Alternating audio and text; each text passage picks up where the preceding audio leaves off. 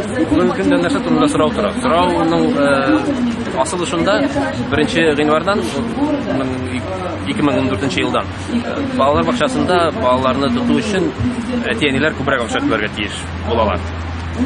Қазір бик күп шәһәрләрдә шуңа каршы митинглар, ата-аналар җыелышы дип әйтикме җыела.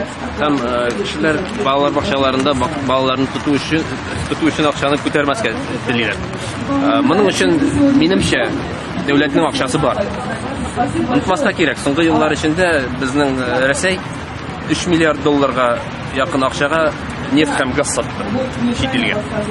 Бу акча безнең балаларның да түгел, балаларның оныкларын да балалар бакчасында тотар өчен җитәрлек акча иде.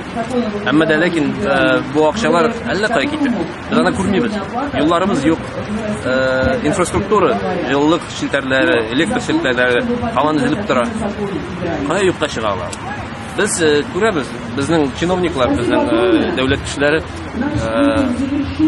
чит илдә, Лондонда күп недвижимость үзләренә алалар. Футбол клублары сатып алалар.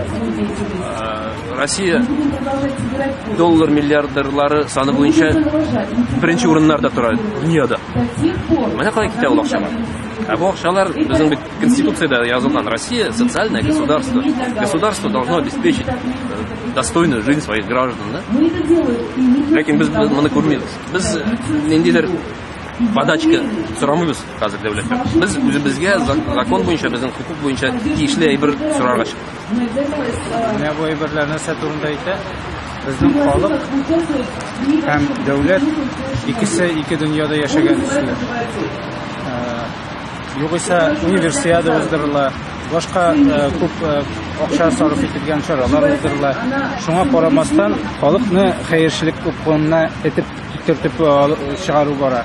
Бу процесслар әлбәттә Россияны дөнья аренасында тискәре күрсәтә һәм без уйлыйбыз моның артыннан әлбәттә зур сәясәт тора. Зур сәясәт, ягъни кешеләрне протест чараларына чыгарга үтәрәләр.